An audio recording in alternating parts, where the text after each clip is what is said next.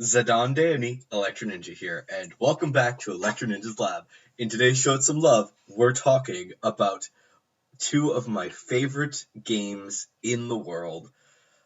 They are, let me be honest, these two are on par with Kingdom Hearts, with how good they are. NiNoKuni and NiNoKuni 2. Oh boy, these games. For those of you who are not aware, NiNoKuni Wrath of the White Witch and NiNoKuni Revenant Kingdom. I believe it's actually called NiNoKuni 2 Revenant Kingdom, but whatever you want to call it. The point is, these two games are some of the greatest games ever created. Focusing on the characters Oliver as well as Prince Evan in NiNoKuni 2. These stories focus on two worlds that happen to be extremely connected. One is very equivalent to our world, which is the world where Oliver comes from, and the other is a magical place, which is where Evan comes from. Both of these games have aspects of going between the two worlds, with NiNoKuni 1 having a much larger importance of going back and forth between the two worlds by using the gateway power, which allows Oliver and his friends to basically just travel between the two worlds. And it also allows quite a lot of other things. But the point is that Oliver is a great hero who fights to protect both worlds, and basically in both worlds, every person has a soulmate, someone who is completely tied to them, and if something bad happens to one of them, it'll happen to the other one as well.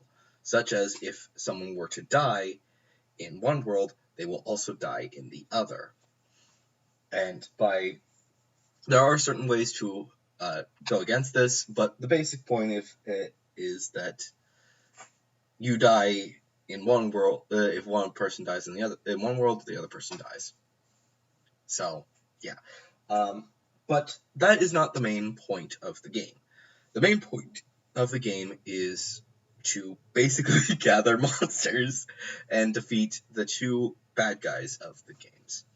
The first being the Dark Wizard, who is, I'm not going to spoil what that is, and also the White Witch in the first in NiNoKuni 1, and in NiNoKuni 2, the whole point of the game is to build your own kingdom. And honestly, it is such a great story. NiNoKuni 2 actually diverts from the main gameplay of NiNoKuni 1, where in NiNoKuni 1 you would gather monsters and you would use them to fight.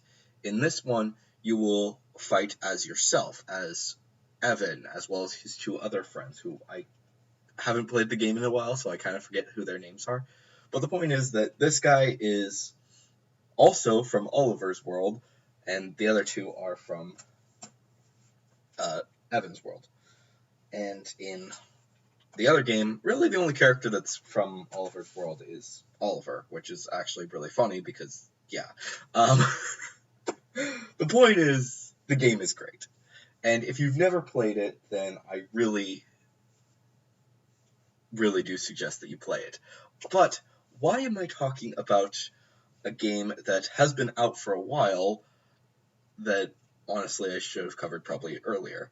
Well, quite honestly, it is because of the fact that Netflix recently made a new movie for NiNoKuni. The story is kind of bizarre, and honestly, it's kind of hard to keep track of. But it does have a lot more involved with traveling between the two between the two worlds. Not as much as NiNoKuni 1, but still more than NiNoKuni 2. And honestly, it's really interesting because it isn't blatantly obvious, but at least from the beginning, but it seems like the two main characters are actually the same person, and soulmates.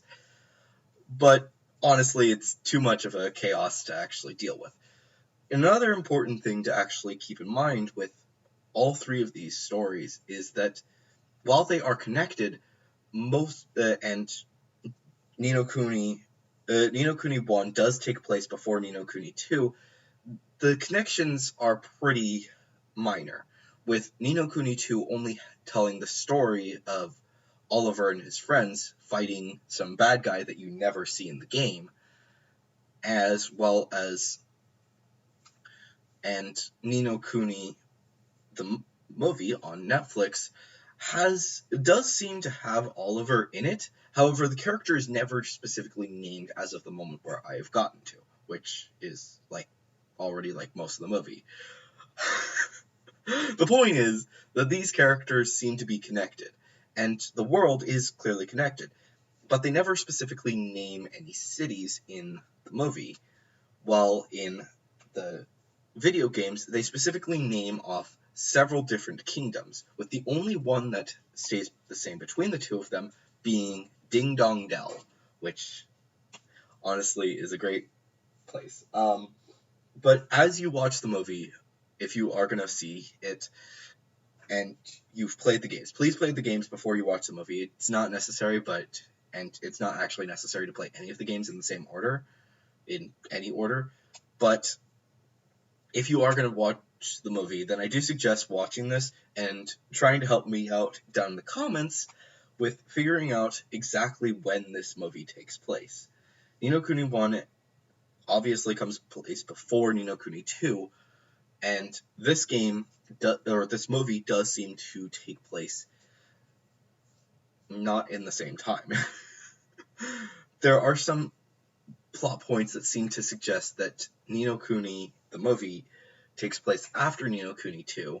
However, since no place is ever named except for one lake, it's unclear. But anyways, guys, let me know down in the comments below if you have any theories about NiNoKuni. And if you like the show, or the games, then definitely let me know down in the comments. And if you have any theories, like I said, please leave them down in the comments and make sure to use the hashtag theory review so that they can show up in my theory review video. And of course, if you are new, please subscribe and ring that notification bell, and check out my links down in the description below. But anyways, guys, I've been Electro Ninja, and I will see you guys next time. But on!